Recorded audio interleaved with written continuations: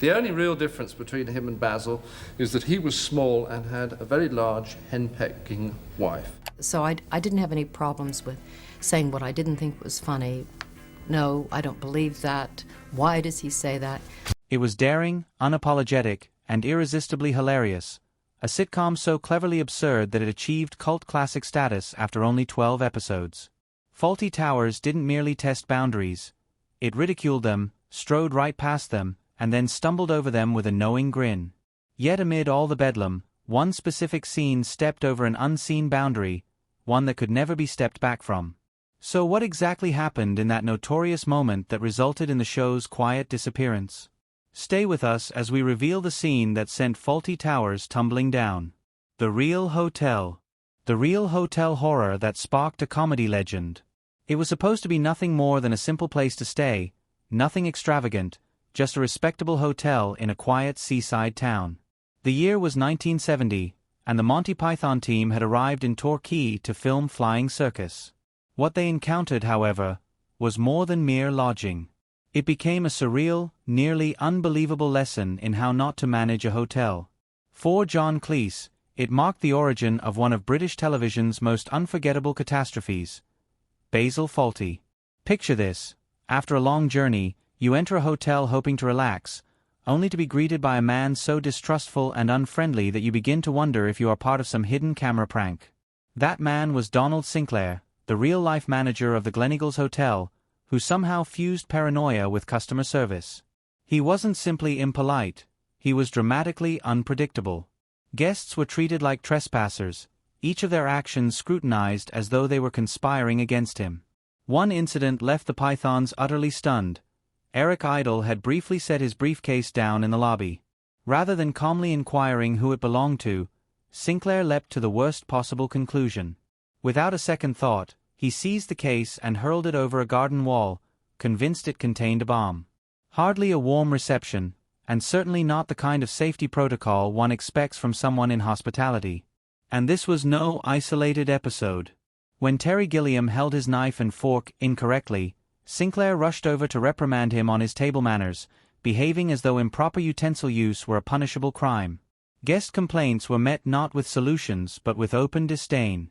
Instead of easing tensions, Sinclair amplified them, fostering an environment that was as absurdly unbearable as it was authentic. Cleese found himself both bewildered and entertained. Here stood a man so spectacularly unsuited to his profession, so unintentionally comical, that Cleese observed him with the fascination of a seasoned comedian. There was a strange brilliance in Sinclair's masterclass in mismanagement. Cleese even took literal notes. Years afterward, alongside co-writer and then-wife Connie Booth, he transformed that chaos into a character destined for television immortality. Basil Fawlty, the comically inept hotel manager at the heart of Fawlty Towers, emerged not from pure invention but from this extraordinary reality. Naturally, Cleese amplified the traits. Basil's explosive rages, constant passive-aggressive remarks, and disastrous inability to cope with pressure were heightened for comedic impact. Yet Basil's essence, his mistrust, social discomfort, and remarkable ability to insult nearly everyone, was drawn directly from Sinclair. The show itself consisted of only 12 episodes produced between 1975 and 1979, but it achieved a legacy that few sitcoms ever match. Each frantic misunderstanding and every eruption behind the reception desk paid homage to that baffling stay in Torquay. Ironically, Sinclair never entirely realized he had inspired the series. He died in 1981, seemingly unaware that his chaotic management style had been forever enshrined in British comedy. While Fawlty Towers became legendary, its origin story remains even more peculiar and amusing than fiction. It wasn't born from imagination alone in a writer's room. It began with a chance meeting in a town few expected to remember, inside a hotel few anticipated discussing. And the man at the center of it? He believed he was commanding a well-run establishment when, in truth, he was steering the Titanic of customer service. For John Cleese, though, this marked only the start. Before Fawlty Towers, before Basil, and before widespread acclaim, where did his path begin? Stay tuned to uncover the complete story. The Making of John Cleese. From Chaos to Cambridge.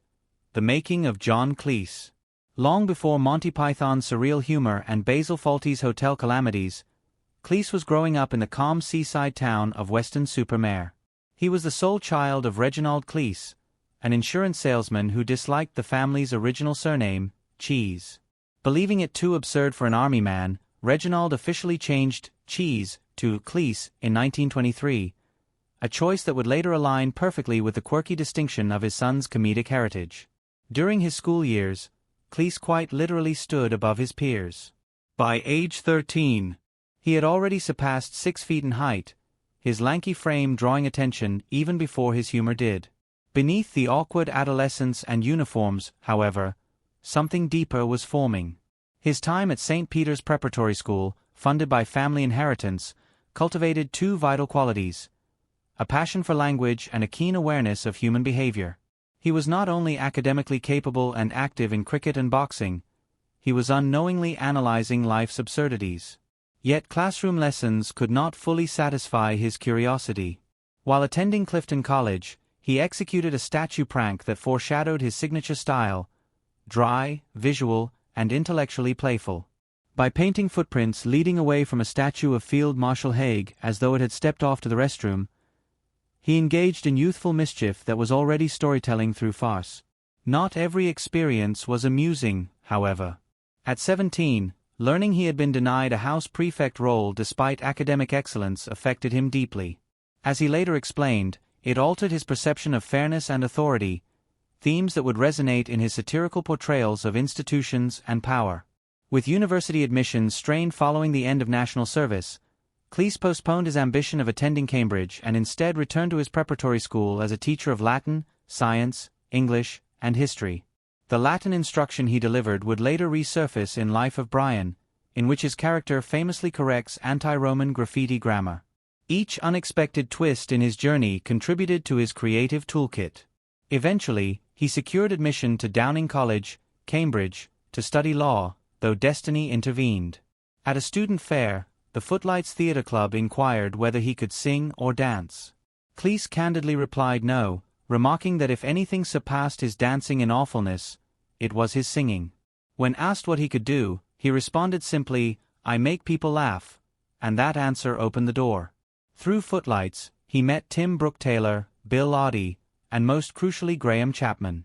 Together they cultivated the eccentric, intelligent, and rebellious comedy that would redefine British television.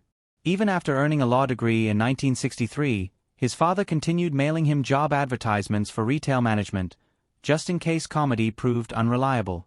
Still, how did this scholarly prankster evolve into a comedic force before Fawlty Towers premiered? Stay tuned to discover the full narrative. A brilliant mess of genius and marriage. Fawlty Towers. A brilliant mess of genius and marriage. If you have ever questioned how a hotel operated by a perpetually frazzled man became one of Britain's most cherished sitcoms, the answer lies not in solitary genius but in partnership. Cleese and Connie Booth, though their marriage would not endure, transformed a disastrous real-life encounter into comedic brilliance. Their stay at the Gleneagles Hotel in Torquay left them astonished by the manager's rudeness and incompetence, so extreme it seemed fictional. Rather than simply complain, they recognized comedic potential. The concept of an irritable hotel owner engulfed in turmoil lingered until Fawlty Towers took shape. Instead of presenting a simple grumpy innkeeper narrative, they infused the series with razor-sharp wit, escalating confusion, and vividly exaggerated yet believable characters. When the BBC aired the show in 1975, critics were unimpressed, with one labeling it a disaster due to its rapid pacing and absurdity. Audiences, however, connected instantly. Viewers embraced Basil Fawlty's frantic volatility, alongside the sharp Sybil, sensible Polly, and perpetually bewildered Manuel. The brilliance lay not solely in physical comedy but in meticulous timing and mounting farce, each episode teetering on hysteria. Despite its popularity, the BBC nearly cancelled it after 6 episodes, only reconsidering after successful reruns and growing acclaim. In 1979, a second and final season aired. Though just 12 episodes exist, they cemented its legendary status. Behind the camera, Cleese and Booth were already divorced during the second series production, yet they collaborated professionally to conclude their creation. Their artistic synergy endured even as their marriage did not. Decades later, the humor remains vibrant, quoted and analyzed by new audiences who delight in Basil's fury and Manuel's misunderstandings. Fawlty Towers demonstrated that chaos transformed into comedy can achieve timelessness. Through frazzled service, strained tempers, and masterful farce, Cleese and Booth delivered a sitcom that never truly checked out.